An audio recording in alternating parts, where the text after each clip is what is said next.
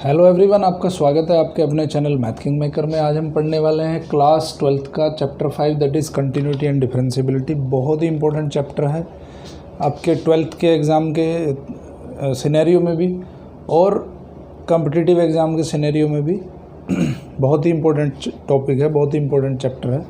सो आज हम इसमें पढ़ने वाले हैं कंटिन्यूटी के बारे में कि कंटिन्यूटी क्या होती है, उसकी अलजेब्रा के बारे में पढ़ेंगे, कुछ थ्योरम्स डिस्कस करेंगे और उसके बाद डिफरेंशिएबिलिटी डिस्कस करेंगे और बहुत सारी थ्योरम्स, एग्जांपल, सब चीज़ डिस्कस करेंगे। ठीक है। सो अभी तक अगर आपने मेरे चैनल को सब्सक्राइब नहीं किया तो सब्सक्राइब कर दीजिए, जिससे कि आपको अर्ली नोटिफिकेशन मिलते रहें। सो कंटिन्यूटी क्या होती है सबसे पहले वो जानेंगे। ठीक है, इसके नाम से ही पता चल रहा है कंटिन्यूअस। ठीक है, कंटिन्यूटी क्या है, यहाँ हम कंटिन्यूटी किसकी पढ़ रहे हैं? कंटिन्यूटी पढ़ रहे हैं हम फंक्शंस की। ठीक है, किसकी? Continuity of functions. फंक्शन के बारे में अभी किसी को डाउट नहीं होना चाहिए। अगर यहाँ पे फंक्शन आपको समझ में नहीं आए तो कंटिन्यूटी भी समझ में नहीं आएगी। इसलिए फंक्शंस का चैप्टर जो है, आप relation and function chapter number 1 जाके देखें तो वहाँ आपको अच्छे से समझ आएगा फंक्शन क्या होता है। ठीक है। सो यहाँ पे जो फंक्शंस हमने वहाँ पे पढ़े थे चैप्टर नंबर 1 में, उनकी यहाँ पे कंटिन्यूटी के बारे में पता करना है कि कंटिन्यूटी क्या होती है। देखो, कंटिन्यूटी बहुत सिंपल चीज़ है, इसको ज़्यादा टिपिकल नहीं बनाना है। टिपिकल बनाओगे तो इसमें परेशानी होते रहोगे। कंटिन्यूटी क्या है, देखो, कोई भी ग्राफ अगर हम ड्रॉ कर रहे हैं, ये हमारा एक्सिस है, इस एक्सिस पे कोई भी ग्राफ हमने ड्रॉ कर दिया। ठीक है, और इस ग्राफ को ड्रॉ करने में हमें कहीं भी अपना जो मार्कर है, मार्कर को उठाना नहीं पड़ा। अगर कहीं पे इस मार्कर को नहीं उठाना पड़ेगा, सो ऐसे फंक्शन को कहते हैं हम कंटिन्यूअस फंक्शन। ठीक है, और फंक्शन कभी भी अपनी डोमेन के बारे में ही कंसिडर करेंगे बस हम। ठीक है भाई, जिस पॉइंट पे फंक्शन एग्जिस्ट करता होगा सिर्फ हम उसी के बारे में डिस्कस करेंगे। ये डोमेन और रेंज ये सब चैप्टर 1 में क्लियर हो चुका है। कोई भी डाउट अगर आ रहा है तो सबसे पहले देखो, इस चैप्टर को देखने से पहले चैप्टर 1 का देखा जाना बहुत ज़रूरी है। अगर वो चैप्टर आपने नहीं देखा है तो बहुत सारी चीज़ें यहाँ पे जो समझ में नहीं आएंगी। ठीक है, तो अभी तक अगर चैप्टर 1 नहीं देखा तो वहाँ जाके पहले मेरे चैप्टर 1 देखिए आप 12th क्लास का। सो एक लेमन भाषा में आपको बता देता हूँ कि कंटिन्यूअस फंक्शन क्या होते हैं। कंटिन्यूअस फंक्शन वो है जहाँ पे आपको ये ग्राफ, उस फंक्शन का ग्राफ ड्रॉ करने के लिए कहीं पे आपको अपना मार्कर नहीं उठाना पड़ रहा है। ठीक है, सो ऐसे फंक्शन को कहते हैं हम कंटिन्यूअस फंक्शन। तो वो अपने डोमेन में, जिस डोमेन में वो फंक्शन डिफाइंड है, उस डोमेन में ही वो फंक्शन कंटिन्यूअस हो जाएगा। ठीक है, अभी एक दूसरा फंक्शन हम देख लेते हैं। ये इस तरह का कोई फंक्शन है हमारे पास। ठीक है, और ये फंक्शन यहाँ पे डिफाइंड नहीं है। x इज इक्वल टू 0 पे ये फंक्शन डिफाइंड नहीं है। सो x इज इक्वल टू 0 पे अगर ये फंक्शन, अभी देखो यहाँ पे x इज इक्वल टू 0 पे, अब देखो इस ग्राफ को ड्रॉ करने में आपको पेन उठाना पड़ रहा है भाई। ये यहाँ से लेके यहाँ तक आपने ड्रॉ किया, उसके बाद यहाँ से लेके यहाँ तक ड्रॉ किया, तो आपको यहाँ से ऐसे जब ग्राफ ड्रॉ करेंगे तो फिर उसके बाद यहाँ आना पड़ रहा है और आपको इसके लिए क्या करना पड़ रहा है? पेन को उठाना पड़ रहा है। पेन को उठाना पड़ रहा है मतलब क्या है कि ये फंक्शन डिसकंटिन्यूअस फंक्शन है, कंटिन्यूअस फंक्शन नहीं है। लेकिन ये क्या ये थ्रू आउट डिसकंटिन्यूअस है? नहीं। इस रीजन में देखें, अब यहाँ से लेके यहाँ तक ये फंक्शन के लिए आपको पेन नहीं उठाना पड़ रहा, बट यहाँ से लेके यहाँ तक इस पॉइंट पे, यानी कि 0 पे डिसकंटिन्यूअस कहाँ हुआ? ये 0 पे डिसकंटिन्यूअस हुआ। देखो, अभी लेमैन भाषा में सिर्फ मैं आपको समझा रहा हूँ। टेक्निकली अभी इसको डिस्कस करेंगे, बहुत अच्छा टॉपिक है, इसको टेक्निकली भी डिस्कस करेंगे। बट सबसे पहले आपको ये जानना बहुत ज़रूरी है कि कंटिन्यूटी क्या होती है। उसको लेमैन भाषा में मैं समझाने की कोशिश कर रहा हूँ आपको। ठीक है, तो यहाँ पे आपको पेन उठाना पड़ रहा है। किस पे पेन उठाना पड़ रहा है? x इज इक्वल टू 0 पे। सो x इज इक्वल टू 0 यहाँ हो जाएगी पॉइंट ऑफ डिसकंटिन्यूटी। ये फंक्शन यहाँ से लेके यहाँ तक x लेसर देन 0 में भी कंटिन्यूअस है, x ग्रेटर देन 0 में भी कंटिन्यूअस है, but x is equal to 0 पे फंक्शन कंटिन्यूअस नहीं है। सो इसको कहेंगे हम discontinuous function at x is equal to 0। ठीक है, तो अभी हम पढ़ेंगे इसकी डेफिनेशन कि किसी फंक्शन को कंटिन्यूअस या डिसकंटिन्यूअस कैसे कह सकते हैं हम। इसको थोड़ा कोरोलेट करने की कोशिश करना। आपने पढ़ा है लिमिट, 11th क्लास में लिमिट एक चैप्टर है, बहुत इंपॉर्टेंट चैप्टर है वो भी। सो लिमिट हमने पढ़ा है। ठीक है। किसी बच्चे को अगर लिमिट में डाउट है तो मेरा 11th का लेक्चर जो लिमिट के ऊपर मैंने बनाया है उस लेक्चर को जाके देखें, वहाँ पे आपको ये डाउट सब क्लियर हो जाएंगे। तो मैथमेटिकली हम कंटिन्यूटी को कैसे लिखते हैं कि अगर किसी फंक्शन की वैल्यू, देखो f(x) कोई फंक्शन है आपके पास, ठीक है, और इसकी डोमेन है कोई, तो अगर limit of this function at x is equal to C, x is equal to C पे अगर ये फंक्शन किसके बराबर हो जाता है, fc के बराबर हो जाता है, तो इस फंक्शन को कहेंगे हम कंटिन्यूस फंक्शन। तो किसी भी फंक्शन को उसकी डोमेन में हम कंटिन्यूस फंक्शन कह सकते हैं अगर वो function x tends to c पे उसकी लिमिट हम निकालें तो वो लिमिट किसके बराबर आएगी, फंक्शन की वैल्यू के बराबर आएगी एट c पॉइंट, ठीक है। तो ऐसे फंक्शन को कहेंगे हम continuous function at x is equal to c। If then fx is continuous, fx is continuous at x is equal to c। तो आपने यहाँ पे क्या किया, एक पर्टिकुलर पॉइंट पे आपने कंटिन्यूटी फाइंड कर दी। तो कंटिन्यूटी किस पे फाइंड करी आपने, x is equal to c पे कंटिन्यूटी फाइंड कर दी, ठीक है। अब मैं इसको कुछ एग्जांपल्स के थ्रू आपको समझाऊंगा। तो मैथमेटिकली अगर कंटिन्यूटी को मुझे लिखना है तो ऐसे लिखना है, ठीक है। अब लिमिट क्या होती है, लिमिट आपको यहाँ पे देखना पड़ेगा लेफ्ट हैंड लिमिट और right hand limit. Left hand limit, right hand limit और limit at this point will be must be equal. Limit exist करने के लिए ये तीनों चीज़ें इक्वल होनी चाहिए, ठीक है। लिमिट के बारे में अगर कोई भी डाउट है तो सबसे पहले लिमिट का डाउट क्लियर करें। यहाँ पे कई सारे चैप्टर यहाँ पे इंटरलिंक हैं। अगर आपको वो चैप्टर समझ में नहीं आएंगे तो ये चैप्टर भी बिल्कुल समझ में नहीं आएगा, ठीक है। सो अभी हम कुछ एग्जाम्पल्स डिस्कस करेंगे। तो हमें क्या करना है, देखो हमने क्या पढ़ा, कंटिन्यूस फंक्शन किसको कहते हैं, अगर उस फंक्शन की लिमिट हम x टेंड्स टू c पे निकालें और वो उस फंक्शन की वैल्यू के बराबर आ जाए at x is equal to c। तो हमें क्या करना है, पहले हमें लिमिट निकालनी है किसी पर्टिकुलर पॉइंट पे और उस की लिमिट निकाल के फंक्शन की वैल्यू निकालनी है उस पॉइंट पे। अगर दोनों इक्वल आ जाते हैं तो हम कहेंगे कि हमारा जो फंक्शन है वो कंटिन्यूस फंक्शन है। तो यहाँ पे इसने दिया है कि f(x) is equal to 2x plus 3 at x is equal to 1 पे हमें इसको चेक करना है कि ये फंक्शन हमारा कंटिन्यूस है कि नहीं है। तो तरीका क्या है, सबसे पहले हम निकालेंगे limit x tends to 1 f(x). तो लिमिट क्या आ जाएगी, 2 into 1 plus 3 that is 2 plus 3 that is 5, ठीक है। लिमिट आ गई कितनी आपकी, 5 आ गई। अब क्या करोगे, f1 निकालो। f1 कितना होगा, 2 इंटू 1 प्लस 3, तो ये आ जाएगा 2 प्लस 3 दैट इज़ 5। तो आपने क्या देखा यहाँ पे कि भाई limit x tends to 1 f(x) is equal to f1। तो इसका मतलब क्या है कि ये function x is equal to 1 के लिए कंटिन्यूस फंक्शन है, ठीक है। अब एग्जाम्पल नंबर 2 डिस्कस करेंगे, एग्जामिन वेदर द फंक्शन। देखो एग्जाम्पल से क्या है ना, आपको सारी चीज़ें बहुत क्रिस्टल क्लियर हो जाएंगी। कंटिन्यूटी क्या है, मैथमेटिकली इसका मीनिंग क्या है। एक तरीका तो होता है कि लेमन भाषा में आपको समझ आ गया कंटिन्यूटी क्या है, but mathematically you have to prove. Mathematically भी उसको हमें प्रूव करना पड़ेगा कि फंक्शन कंटिन्यूस है कि डिसकंटिन्यूस है। देखो एक फंक्शन दिया है f(x) is equal to x², ठीक है। इस continuous at x is equal to 0। हमें किस पे चेक करना है, x इज इक्वल टू 0 पे चेक करना है। तो आप क्या करोगे कि limit x tends to 0 f(x) find करोगे तो वो कितना आ जाएगा, लिमिट x टेंड्स टू 0 और x², अब इसको 0 रख देंगे तो आ जाएगा आंसर 0 आ जाएगा। अब f0 फाइंड कर लो, वो भी आपका 0 आ जाएगा। तो देखो दोनों चीज़ें इक्वल आ गई, ये दोनों चीज़ें इक्वल आ गई। सो इक्वल आ गई, इसका मतलब ये क्या है कि ये फंक्शन आपका कंटिन्यूस है at x is equal to 0 पे। अभी एग्जाम्पल नंबर 3 डिस्कस करेंगे। इसमें f(x) क्या दिया है आपका, एक मॉड्यूलस फंक्शन दिया है, ठीक है। मॉड्यूलस फंक्शन दिया है f(x) इज इक्वल टू दिया है x का मोड और हमें कंटिन्यूटी चेक करनी है x इज इक्वल टू 0 पे। देखो जब मॉड्यूलस फंक्शन होता है तो मॉड्यूलस फंक्शन को हम कैसे लिख सकते हैं कि भाई f x is equal to, अगर एक्स की वैल्यू लेसर देन ज़ीरो होगी तो इसकी वैल्यू माइनस होगी क्योंकि नेगेटिव नंबर आएगा।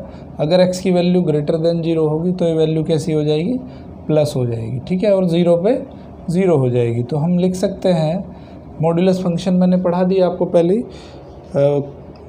रिलेशन एंड फंक्शन वाले चैप्टर में। तो एफ एक्स की वैल्यू हो जाएगी minus x if x is lesser then और इक्वल टू ज़ीरो, और इसकी वैल्यू हो जाएगी plus x if x is greater then zero, ठीक है। तो अभी हमें क्या करना पड़ेगा, इसकी लिमिट निकालनी पड़ेगी। किस पे निकालनी पड़ेगी, x is equal to zero पे इसकी लिमिट निकालनी पड़ेगी। So limit x tends to zero f x, ठीक है। देखो ये यहाँ पे क्या है, माइनस एक्स है और प्लस एक्स है, तो एक्स की वैल्यू अगर माइनस एक्स रखोगे, एक्स टेंडिंग टू ज़ीरो है, तो यहाँ पे ये वाला फंक्शन यूज़ होगा, ये वाला फंक्शन यूज़ होगा, तो यहाँ पे एक्स की वैल्यू ज़ीरो रखोगे तो क्या वैल्यू आ जाएगी, यहाँ पे ज़ीरो आ जाएगी। और एफ़ ज़ीरो कितना है, एफ़ ज़ीरो भी आपका ज़ीरो है, ठीक है। सो एफ़ ज़ीरो भी ज़ीरो हो गया। तो क्या हुआ इसका मतलब, इसका मतलब हो गया कि ये फंक्शन आपका कंटिन्यूअस है, ठीक है, continuous at x is equal to zero. देखो ये लिमिट की वैल्यू कैसे निकालेंगे, यहाँ पे लेफ्ट हैंड लिमिट और राइट हैंड लिमिट भी निकालनी है। लिमिट वाले चैप्टर में सारे कंसेप्ट क्लियर हो जाएंगे आपके। सो लेफ्ट हैंड लिमिट और राइट हैंड लिमिट जब आप निकालोगे तो left hand limit right hand limit दोनों आएंगे ज़ीरो के बराबर। सो हमें करना क्या है, पहले लिमिट निकालनी है, फिर उस फंक्शन की वैल्यू निकालनी है एट ए पर्टिकुलर पॉइंट। तो इससे आपका प्रूव हो जाता है कि फंक्शन आपका कंटिन्यूस फंक्शन है at x is equal to zero. अभी एक दूसरा फंक्शन हम पढ़ेंगे, f x is equal to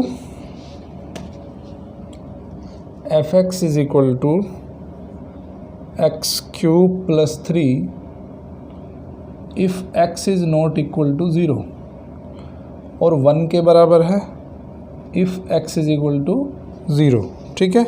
तो हमें ये दिखाना है, हमें ये चेक करना है कि भाई x is equal to zero पे फंक्शन की कंडीशन क्या है, फंक्शन हमारा कंटिन्यूअस है या डिसकंटिन्यूअस है, ठीक है। तो हम क्या करेंगे, हम सबसे पहले निकालेंगे लेफ़्ट हैंड लिमिट। किस पे निकालेंगे left hand limit, x is equal to zero पे लेफ़्ट हैंड लिमिट निकालेंगे, ठीक है। फिर हम निकालेंगे right hand limit x is equal to zero पे, और फिर लिमिट की वैल्यू निकाल लेंगे, तीनों कोइंसाइड करने चाहिए। तो हम क्या करते हैं, पहले हम लिमिट निकालते हैं x is equal to zero पे। So limit x tending to zero f x, जब एक्स की वैल्यू ज़ीरो है तो लिमिट की वैल्यू कितनी है, वन है, ठीक है। एफ एक्स कितना लेना है हमें, वन लेना है, तो एफ एक्स की लिमिट की वैल्यू कितनी आ गई, वन आ गई at x is equal to zero. X is equal to zero पे हमें वैल्यू लेनी है वन, ठीक है। सॉरी, यहाँ पे वही कंसेप्ट आपको याद रखना है। क्या कंसेप्ट याद रखना है, लेफ़्ट हैंड लिमिट वाला, ठीक है। So limit x tends to zero plus, zero plus कितनी आएगी, देखो ज़ीरो प्लस का मतलब है राइट हैंड लिमिट, तो राइट हैंड लिमिट का मतलब है कि ज़ीरो के बराबर वैल्यू नहीं है एक्स की, ज़ीरो से कुछ इधर उधर है, प्लस है, ज़ीरो से थोड़ा सा ज़्यादा है। तो ज़ीरो से थोड़ा सा ज़्यादा है मतलब ज़ीरो नहीं है, तो इसका मतलब ये वाला फंक्शन यूज़ होगा। तो ये वाला फंक्शन यूज़ होगा तो क्या आएगा वैल्यू, एफ एक्स की वैल्यू क्या हो जाएगी, एक्स स्क्वायर प्लस थ्री हो जाएगी। So limit x tends to zero x square plus three, तो वैल्यू कितनी आ जाएगी, थ्री आ जाएगी। ये आ जाएगी आपकी राइट हैंड लिमिट। और limit x tends to zero minus left hand limit, left hand limit में भी जीरो की वैल्यू, एक्स की वैल्यू ज़ीरो से कम रहेगी, मतलब ज़ीरो नहीं रहेगी, तो भी यही फंक्शन यूज़ होगा, limit x tends to zero x square plus three that is equal to three. अब हम लिमिट की वैल्यू, उसकी फंक्शन की वैल्यू निकाल लेंगे। देखो दोनों लिमिट की वैल्यू इक्वल है, इक्वल है मतलब limit x tends to zero f x कितना आ गया, थ्री आ गया, ठीक है। ये वैल्यू आ गई आपकी थ्री। अब फंक्शन की वैल्यू ज़ीरो पे निकाल लेंगे, एफ़ की वैल्यू ज़ीरो पे निकालो, एफ़ की वैल्यू ज़ीरो पे निकालोगे तो क्या वैल्यू आएगी, वन दिया हुआ उसने, तो आप क्या देख रहे हो, इसकी वैल्यू वन है और इसकी वैल्यू थ्री है, तो दोनों वैल्यू डिफरेंट है एक दूसरे से। तो एक दूसरे से अगर डिफरेंट है तो ये फंक्शन कैसा हो जाएगा, डिसकंटिन्यूस हो जाएगा at x is equal to zero. So ये था आपका एग्जाम्पल नंबर 4। ओके, अभी लेते हैं हम एग्जाम्पल नंबर 5। एग्जाम्पल नंबर 5 क्या है कि check the points where the constant function f x is equal to k is continuous. देखो ये चीज़ें आप कांस्टेंट फंक्शन कैसा होता है, कांस्टेंट फंक्शन में एक बिल्कुल स्ट्रेट लाइन जाती है, ठीक है, स्ट्रेट लाइन जाती है। तो स्ट्रेट लाइन खींचने के लिए आपको कहीं पे पेन उठाना पड़ेगा क्या? तो लेमैन लैंग्वेज में भी हम कह सकते हैं कि constant function is always continuous. Continuous ही होता है वो, एक्स की कोई भी वैल्यू ले लो आप, वो फंक्शन की वैल्यू सेम रहने वाली है, वाई की वैल्यू सेम रहने वाली है, ठीक है। तो उसकी लिमिट आप निकालोगे। एग्जाम्पल नंबर 5, कोई भी कांस्टेंट फंक्शन है f x is equal to k, तो अब इसकी लिमिट चाहे कहीं भी किसी पॉइंट पे भी निकाल लो आप, तो limit x tends to c f x, c पे इसकी लिमिट निकालोगे तो कितनी आएगी, के के बराबर आएगी। तो आप क्या देख रहे हो यहाँ पे, और सी के बराबर आएगी। Limit x tends to c f x निकालोगे तो कितनी आएगी आपकी, के हो जाएगी, हाँ, क्योंकि उस फंक्शन की वैल्यू हमेशा सेम रहने वाली है। और एफ सी निकालोगे तो एफ सी भी क्या हो जाएगी, के हो जाएगी, ठीक है। सो इस फंक्शन की लिमिट और इस फंक्शन की वैल्यू सी पॉइंट पे क्या आ रही है, के आ रही है। तो ये थ्रू आउट फंक्शन कंटिन्यूस होगा इन इट्स डोमेन, इसके डोमेन में ये फंक्शन कंटिन्यूस होने वाला है, ठीक है। Prove that the identity function और रियल नंबर। अब देखो एक दूसरा क्वेश्चन है कि आइडेंटिटी फंक्शन ये पढ़ चुके हैं आप। आइडेंटिटी फंक्शन का मतलब है f x is equal to x, ठीक है। तो f x is equal to x का ग्राफ कैसा बनता है, ये वाला ग्राफ बनता है, ठीक है। तो ये फंक्शन कैसा है, continuous function throughout out इट्स रेंज। तो यहाँ पे अगर लिमिट निकालो आप, limit x tends to c x निकालो तो कितना आएगा, सी आएगा, और एफ सी निकालोगे तो कितना आएगा, सी आएगा। तो यहाँ पे क्या देख रहे हो आप कि उस फंक्शन की लिमिट सी पॉइंट पे और उस फंक्शन की वैल्यू सी पॉइंट पे दोनों सेम है, तो ये फंक्शन कैसा हो जाएगा, कंटिन्यूस हो जाएगा, ठीक है। तो अभी एक छोटी सी डेफिनेशन इन्होंने दी है कि कोई भी फंक्शन, ये चीज़ मैं पहले ही आपको बता चुका हूँ कि कोई भी फंक्शन अगर अपनी डोमेन में कंटिन्यूस है, ठीक है, कोई भी फंक्शन अगर अपनी डोमेन में कंटिन्यूस है, f x is continuous in its domain, अगर कोई फंक्शन उसकी डोमेन में कंटिन्यूस है, then f x is continuous, okay. F x is continuous, तो ये कुछ नहीं है, तो चीज़ मैं आपको पहले ही बता चुका हूँ कि कोई भी फंक्शन अगर अपनी डोमेन में कंटिन्यूस है तो वो फंक्शन को कैसा कहते हैं, हम कंटिन्यूस फंक्शन कहते हैं, ठीक है, ओके। अभी कुछ एग्जांपल पढ़ेंगे। देखो ये कह रहा है is the function defined by f x is equal to x mod is a continuous function. तो हमें बताना है कि क्या ये कंटिन्यूस फंक्शन है, ओके। तो अभी बात करेंगे हम डोमेन के बारे में। तो एक फंक्शन दिया है f x is equal to x mod, x mod को क्या लिख सकते हैं, अब देखो ये function f x is equal to, इसने देखो जीरो इसमें दिया ही नहीं है, कंटिन्यू ये zero f x is equal to हो जाएगा आपका, ये हो जाएगा एक्स के बराबर अगर एक्स की वैल्यू ज़ीरो से ज़्यादा है, ठीक है, जीरो से ज़्यादा है या जीरो के बराबर है, और ये हो जाएगा माइनस एक्स के बराबर अगर एक्स की वैल्यू लेसर देन जीरो है, ठीक है।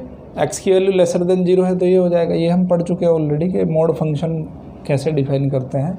सो अब पहले क्या करेंगे, देखो ये दो पार्ट में डिवाइड हो गया। पहली जो रेंज है आपकी, पहली जो डोमेन है वो कहाँ से कहाँ तक है, नेगेटिव नंबर से लेके और ज़ीरो तक, ज़ीरो यहाँ पे है। तो इस डोमेन को हम दो पार्ट में डिवाइड कर लेते हैं कि एक पार्ट है ये वाला जीरो से लेके और इधर का। सो यहाँ पे क्या है कि एक्स की वैल्यू लेसर देन जीरो है, यहाँ पे क्या है एक्स की वैल्यू ग्रेटर देन ज़ीरो है। तो हम यहाँ पे कोई पॉइंट ले लेते हैं सी, ठीक है, ये कोई सी पॉइंट लिया हमने, तो c is lesser than zero, इधर c is lesser than zero. एक कंडीशन ये है, केस वन ये हो सकता है कि c is lesser than zero, अगर c यहाँ पे होगा तो c is greater than zero, ये क्या होगा केस 2 होगा। तो दोनों कंडीशन में हम चेक कर लेते हैं कि दोनों कंडीशन में इसकी लिमिट क्या होगी और इसके फंक्शन की वैल्यू क्या होगी। अगर वो दोनों चीज़ें इक्वल आ जाती हैं तो इसका मतलब है कि फ़ंक्शन कंटिन्यूस है। दोनों चीज़ें डिफरेंट आ जाती हैं तो इसका मतलब है कि फ़ंक्शन हमारा डिसकंटिन्यूस है। ठीक है। सो पहले केस में जब x की वैल्यू लेसर देन 0 है, जब c की वैल्यू लेसर देन 0 है, तो c की वैल्यू जब लेसर देन 0 है तो क्या होगा। तो केस 1 पहले हम डिस्कस करेंगे। If x is lesser than 0 और एक पॉइंट ले लिया हमने इसकी डोमेन में, इन its domain c laser than 0। तो हम केस 1 डिस्कस करेंगे। जब जो है c लेसर देन 0 होगा तो क्या होगा। तो limit x tends to c fx, तो ये कितना हो जाएगा। जब लेसर देन 0 हो जाएगा तो ये वैल्यू कितनी हो जाएगी, -c हो जाएगी। ठीक है, c लिखेंगे उसको, कितनी वैल्यू हो जाएगी, -c हो जाएगी, क्योंकि c जो है वो लेसर देन 0 है, तो c की वैल्यू क्या होगी, -c होगी। ओके, अब c की वैल्यू, अब हम क्या करेंगे, अब fc की वैल्यू निकालेंगे। fc कितना होगा, fc भी -c होगा, है ना भाई। fc कितना होगा, अगर x की वैल्यू लेसर देन 0 है तो ये वैल्यू कितनी आ जाएगी, -c आ जाएगी। तो दोनों केसेस में आप क्या देख रहे हो कि लिमिट की वैल्यू और उसके फंक्शन की वैल्यू उस पर्टिकुलर पॉइंट पे दोनों के दोनों इक्वल हैं। दोनों के दोनों इक्वल हैं तो ये फंक्शन कैसा हो जाएगा, कंटिन्यूस हो जाएगा। किस में कंटिन्यूस हो जाएगा, इसकी डोमेन में कंटिन्यूस हो जाएगा। डोमेन क्या थी, लेस देन 0 वाली थी। तो केस 2 क्या होगा, केस 2 भी इसी तरह से हो जाएगा कि if x is greater than 0, और इस पर c एक पॉइंट ले लिया हमने जहाँ पे c ग्रेटर देन 0 है, तो यहाँ पे क्या देखोगे आप कि limit x tends to c f(x) किसके बराबर आ जाएगा, c के बराबर आ जाएगा, एंड f(c) किसके बराबर आ जाएगा, c के बराबर आ जाएगा, अगर x की वैल्यू ग्रेटर देन 0 है। ठीक है, तो ये दोनों वैल्यू क्या देख रहे हो आप, दोनों वैल्यू इक्वल हैं तो ये फंक्शन कैसा हो जाएगा, कंटिन्यूस हो जाएगा इसकी डोमेन में। समझ आई बात। तो यहाँ पे हमने क्या प्रूव कर दिया कि ये जो आपका मोड वाला फंक्शन है, mode function is continuous at all positive real numbers. Positive real number के लिए भी हमने इसको कंटिन्यूस दिखा दिया और हमने इसको नेगेटिव रियल नंबर्स के लिए भी कंटिन्यूस दिखा दिया। और ये जो फंक्शन है आपका वो 0 पे भी कंटिन्यूस होगा, वो हम पीछे ही दिखा चुके हैं। ठीक है, अभी देखते हैं हम एग्जाम्पल नंबर 8। एग्जाम्पल नंबर 8 में एक पॉलिनोमियल दिया है। तो आपको मैं ये पॉलिनोमियल वाला क्वेश्चन यहाँ पे नहीं करवा रहा हूँ, क्योंकि आने वाले क्वेश्चंस में आपको मैं बताऊँगा कि जो पॉलिनोमियल होता है, पॉलिनोमियल अपने डोमेन में हमेशा कंटिन्यूस होता है। ठीक है, तो ये क्वेश्चन करने की ज़रूरत नहीं है, ना इस तरह का क्वेश्चन आपका एग्ज़ाम में आने वाला है। बट आपको ये याद रखना है कि कोई भी पॉलिनोमियल होगा वो हमेशा कंटिन्यूस फंक्शन होगा। कोई भी अगर पॉलिनोमियल होगा, so polynomial is always a continuous function. ये आपको चीज़ें ध्यान रखनी है। कहीं भी पॉलिनोमियल आ जाएगा continuous function in its domain, वो अपनी डोमेन में हमेशा कंटिन्यूस फंक्शन ही होगा। सो एग्जाम्पल नंबर 8 इसी से कर सकते हो आप कि because it is a polynomial function so it is continuous everywhere in its domain. Example number 9 देख लो। 9 में क्या कह रहा है कि एक फंक्शन है f(x) is equal to 1/x, but ये फंक्शन x इक्वल टू 0 पे डिफाइंड नहीं है। तो उसने पहले ही कह दिया कि x is not equal to 0, मतलब हमें ये x की वैल्यू 0 यहाँ पे कंसिडर करनी ही नहीं है। ठीक है, क्योंकि उसने पहले ही दे दिया कि ये function x is equal to 0 पे डिफाइन नहीं है। तो हम क्या करेंगे, एक वैल्यू c ले लेंगे। तो fc कितना आ जाएगा, fc आ जाएगा 1/c, और limit x tends to c fc कितना fx कितना हो जाएगा, 1/c आ जाएगा। ठीक है, तो आप क्या देख रहे हो यहाँ पे कि लिमिट और उस फंक्शन की वैल्यू सी पॉइंट पे दोनों की दोनों इक्वल है, दोनों की दोनों इक्वल हैं, तो इसका मतलब है कि ये फंक्शन यहाँ पे कंटिन्यूस है। ठीक है, अभी एग्जांपल नंबर 10 हम डिस्कस करेंगे। कंटिन्यूटी आई होप कि आपको अच्छे समझ आ रही होगी, बट मैं फिर कह रहा हूँ आपसे कि इससे पहले आपको 2 चैप्टर देखने ज़रूरी हैं, एक रिलेशन एंड फंक्शन और एक लिमिट्स। ठीक है, सो एग्जांपल नंबर 10 क्या कह रहा है कि एक फंक्शन दिया है उसने f(x) is equal to x plus 2 if x is lesser than 1, x minus 2 if x is greater than 1। तो यहाँ पे देखो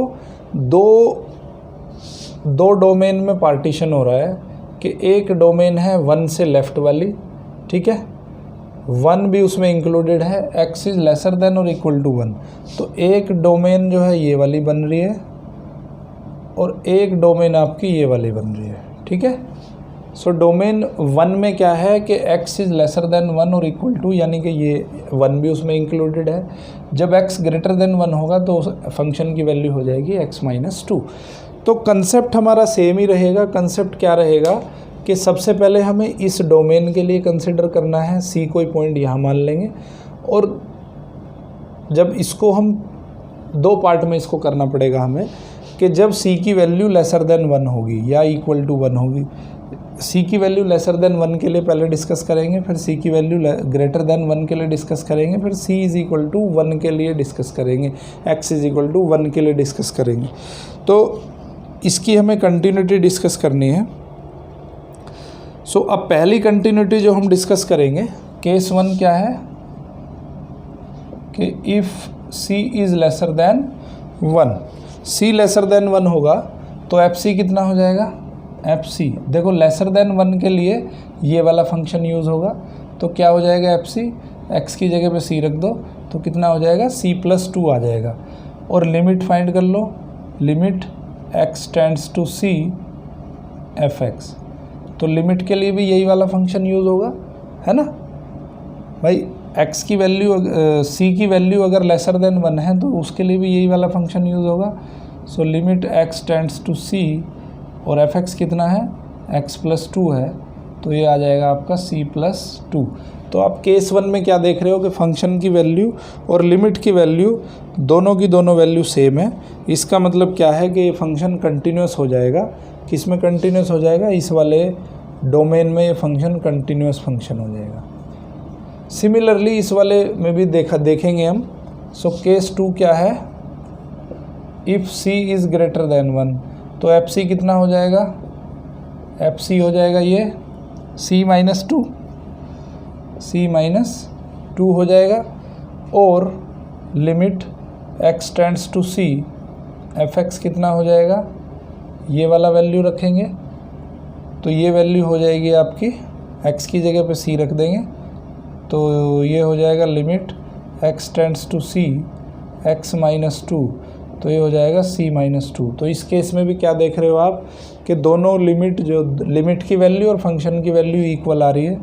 तो भाई इस इंटरवल में भी ये फंक्शन कैसा होगा, कंटिन्यूस फंक्शन होगा। अब केस नंबर 3 देख लेते हैं, at x is equal to 1, ये क्या है, केस नंबर 3 है। At x is equal to 1 पे इस फंक्शन की वैल्यू फाइंड करनी है हमें, तो लिमिट x टेंड्स टू 1 के लिए कौन सा होगा, x प्लस 2 रखेंगे, ओके। तो 1 के लिए रखेंगे हम, उसमें क्या करना है आपको, पहले आप लेफ्ट हैंड लिमिट और राइट हैंड लिमिट फाइंड कर लो। सो यहाँ पे क्या होगा, राइट हैंड लिमिट फाइंड करेंगे at x is equal to 1, तो राइट हैंड लिमिट क्या होगी, limit x tends to 1 plus fx, ठीक है।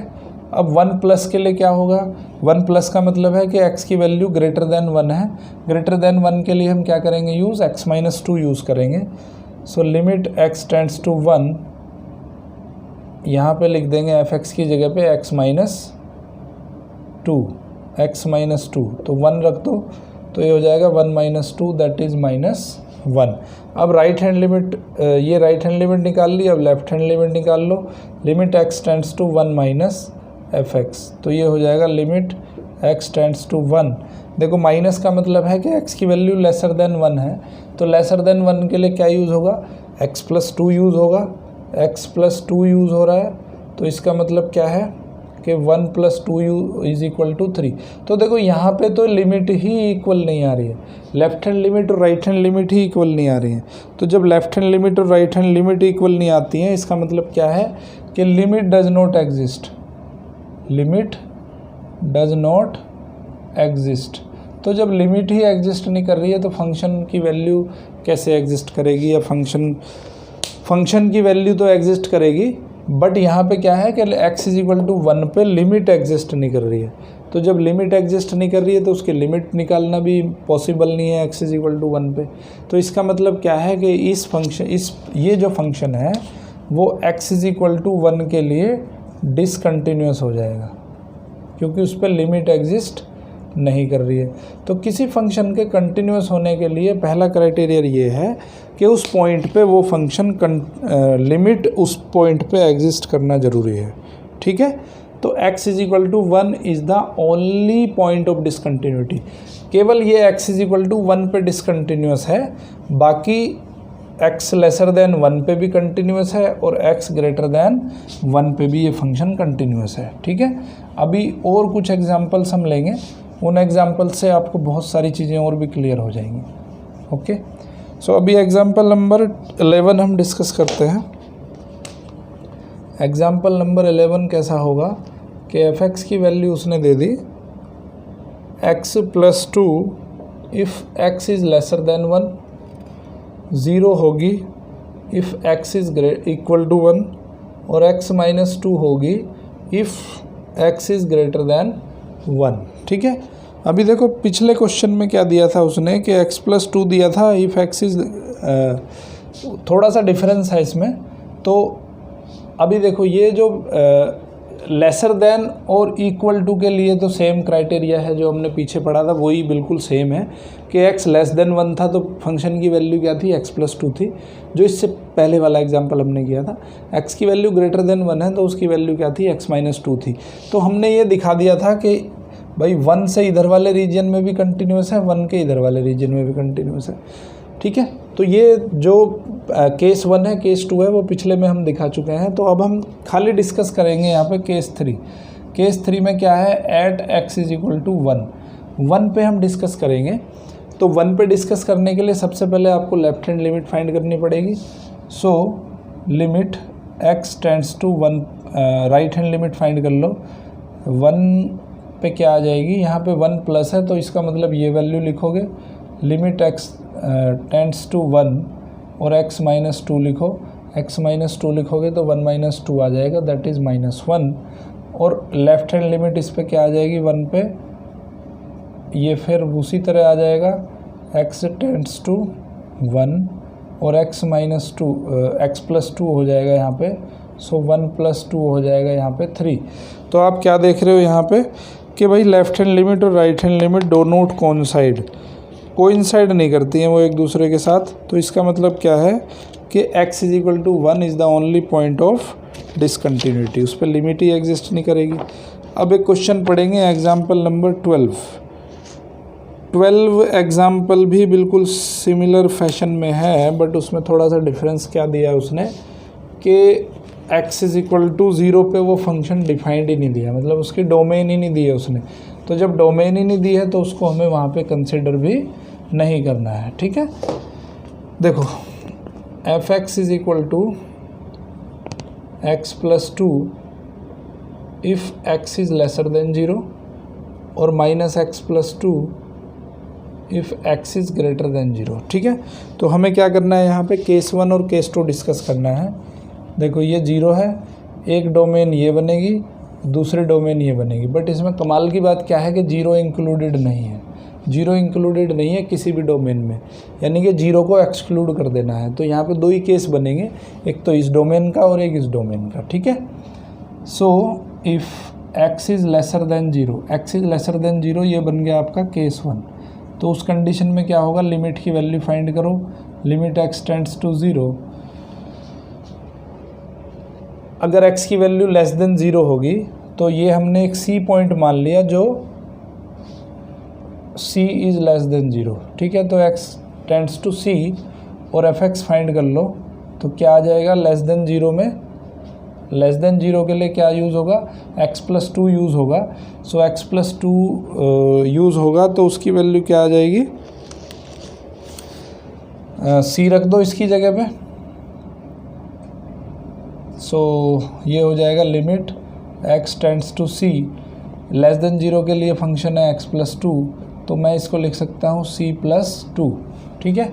सी प्लस टू लिख दिया और फंक्शन की वैल्यू भी निकाल लो, एफ सी कितना आ जाएगा, जब लेस देन ज़ीरो है सी प्लस टू आ जाएगा।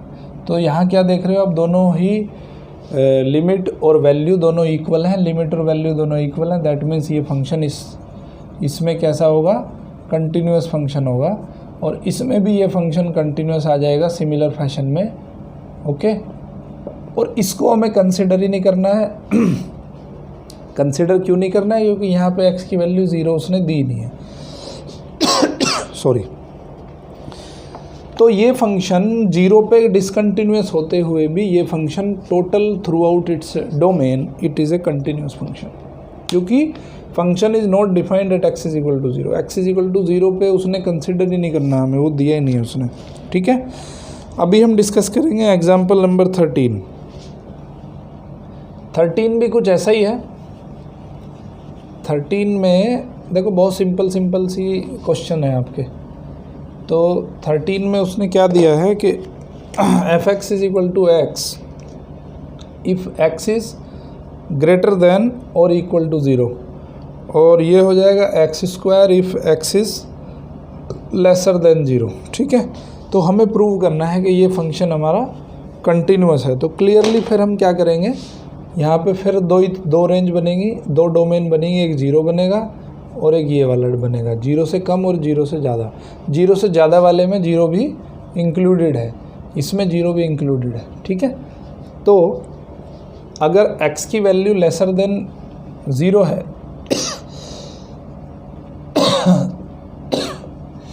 If x is lesser than zero, x की वैल्यू अगर लेसर देन ज़ीरो है, दैट मीन्स एक c ले लिया हमने, c लेसर देन ज़ीरो है, तो limit of x tending to c f x कितना हो जाएगा, लेसर देन ज़ीरो के लिए एक्स स्क्वायर लिखेंगे, limit x tends to c x square, तो ये आ जाएगा c स्क्वायर, और यहाँ पे फंक्शन की वैल्यू क्या हो जाएगी, एफ सी क्या हो जाएगा, ये भी c स्क्वायर आ जाएगा, क्योंकि x लेस देन ज़ीरो है, दोनों इक्वल है, that means it is a continuous function in this domain.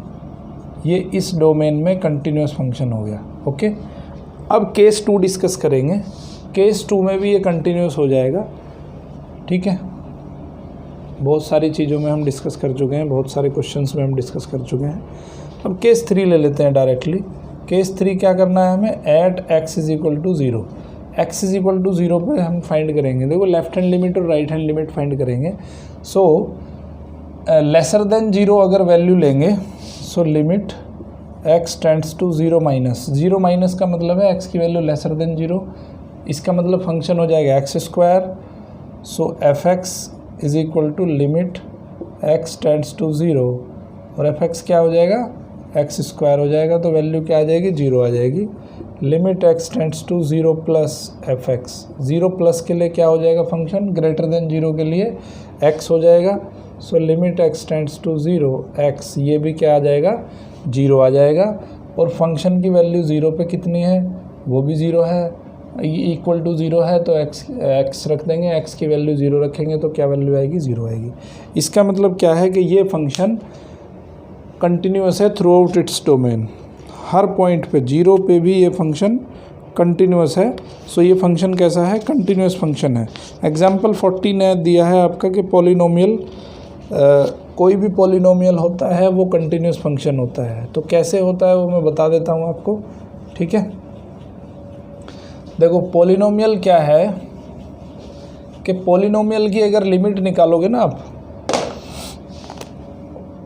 एक कोई पॉलिनोमियल फंक्शन है आपके पास, तो अगर पॉलिनोमियल की लिमिट निकालोगे आप x टेंड्स टू c पे, किसी पॉइंट पे अगर इसकी लिमिट निकालोगे तो वो किसके बराबर आएगी, एफ सी के बराबर आएगी। तो हमने क्या कहा है कि अगर किसी फंक्शन के लिए अगर ये कंडीशन सेटिस्फाई हो रही है, so that function is continuous at that particular point. तो इस पॉइंट पे फंक्शन कंटिन्यूस हो जाएगा, तो ये ईच एंड एवरी पॉइंट पे अपने डोमेन में कंटिन्यूस फंक्शन होगा। तो इस तरह से आपका हो गया एग्जाम्पल नंबर 14 में क्या है, सिर्फ एक पॉलिनोमियल है। पॉलिनोमियल जो है हमेशा कंटिन्यूस फंक्शन होता है। अभी ये क्वेश्चन नंबर 15 दिया है, एग्जाम्पल नंबर 15 इंपॉर्टेंट क्वेश्चन है, देख लो इसको। इसमें एक उसने दिया है कि f(x) is equal to x greatest integer function दिया है, ठीक है, ग्रेटेस्ट इंटीजर लेस देन और equal to x।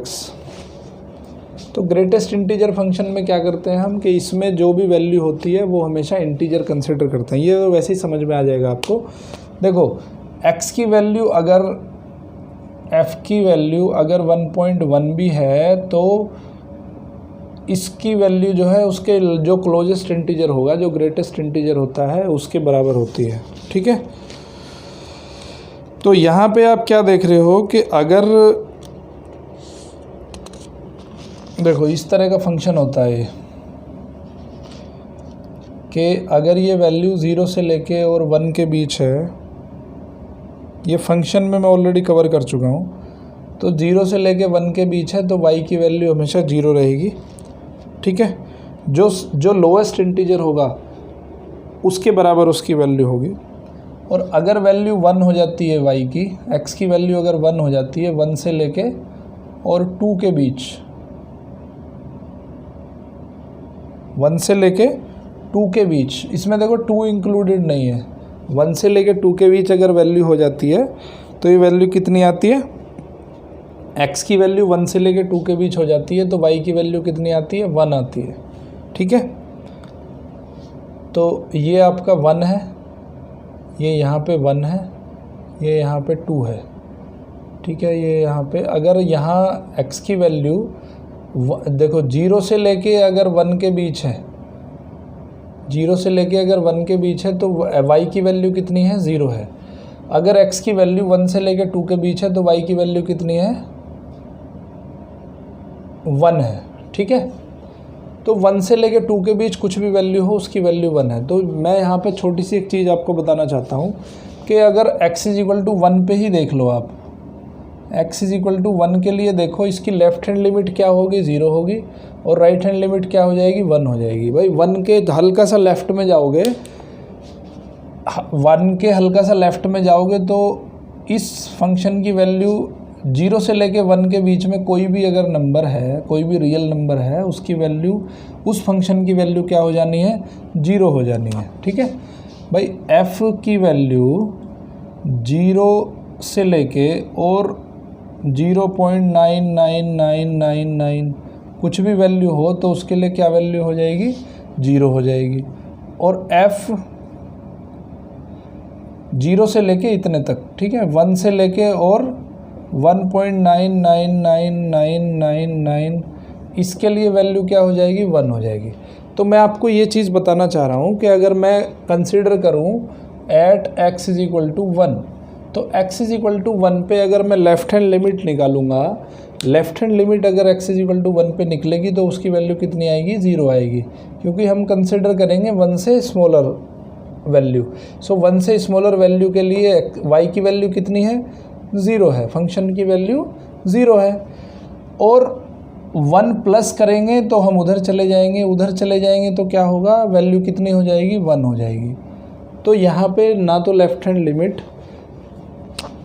Eight 1 left hand limit is equal to 0 और राइट हैंड लिमिट किसके बराबर आएगी, 1 के बराबर आएगी।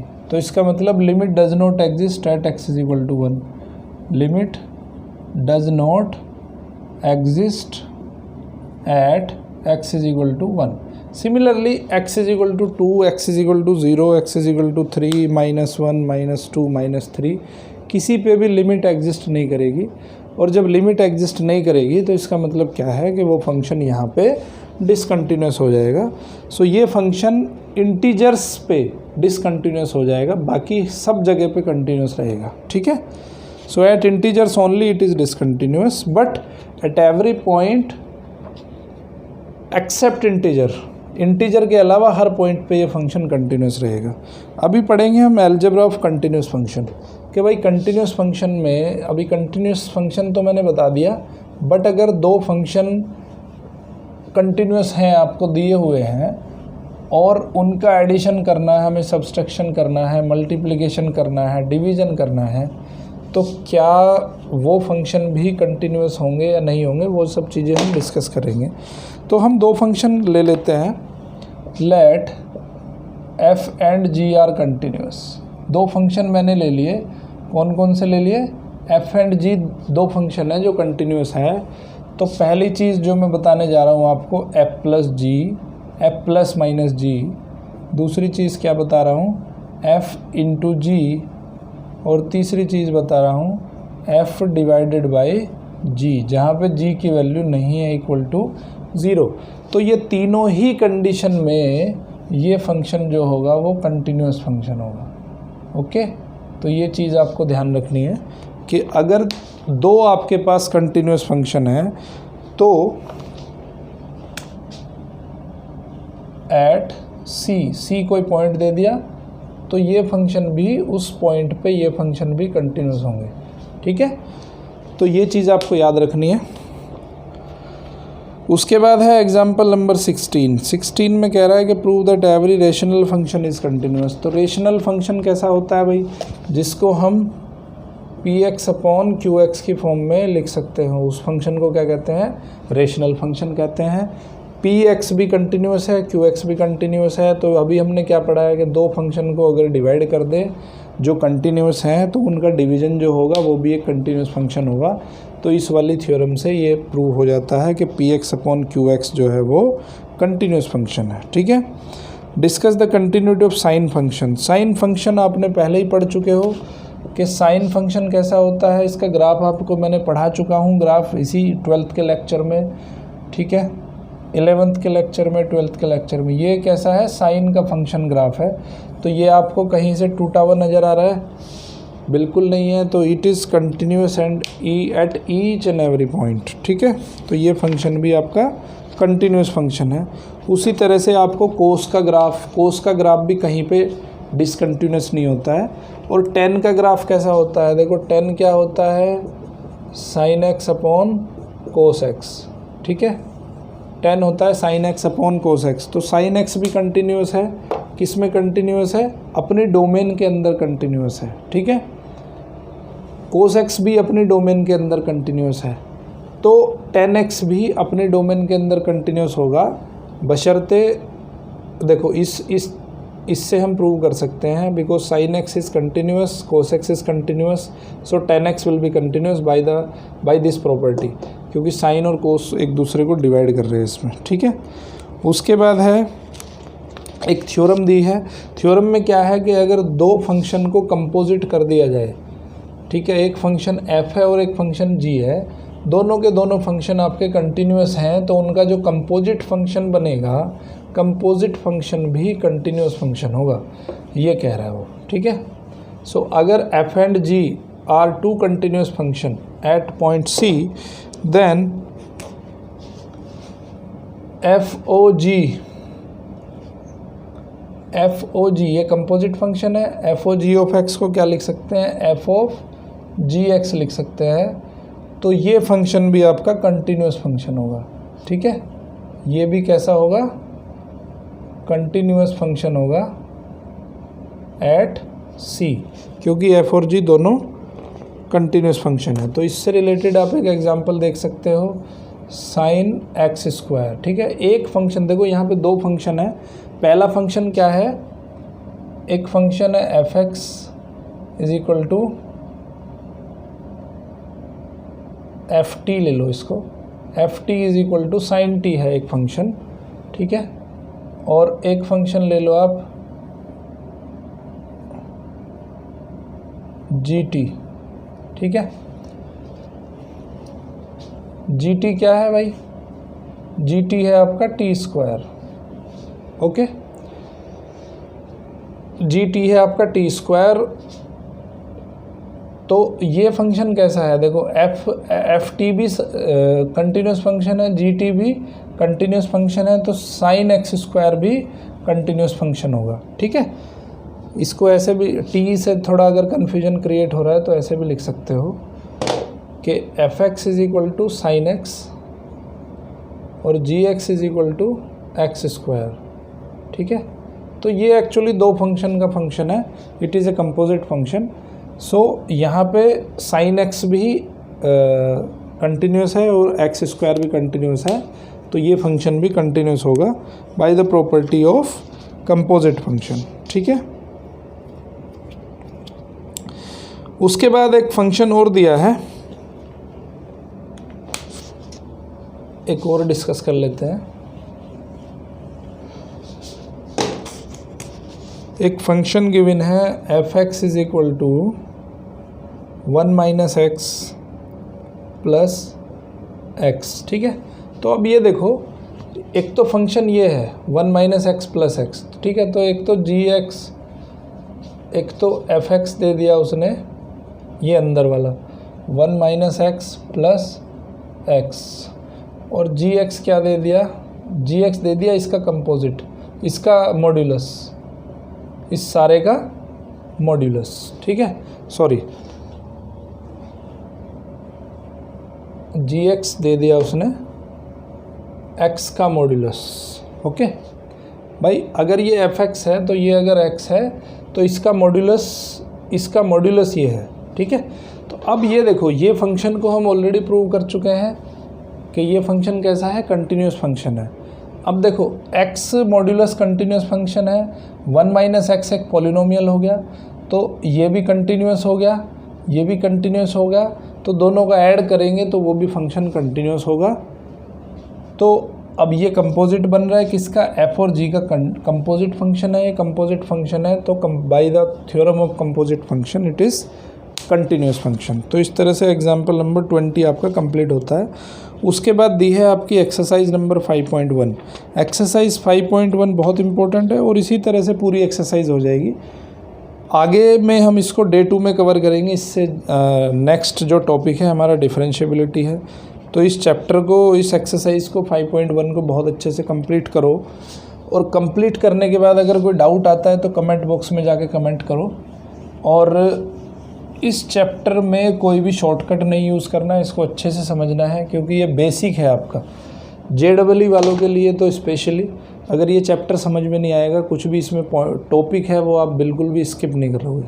ओके, तो यहीं हम इसको डे 1 को यहीं पे समाप्त करते हैं। नेक्स्ट जो लेक्चर लेंगे हम डिफरेंशिएबिलिटी के ऊपर लेंगे डे 2 में, उसको डिस्कस करेंगे। तो चैनल अगर आपने अभी तक सब्सक्राइब नहीं किया तो सब्सक्राइब कर दीजिए और देखते रहिए आप math king maker. Thank you very much.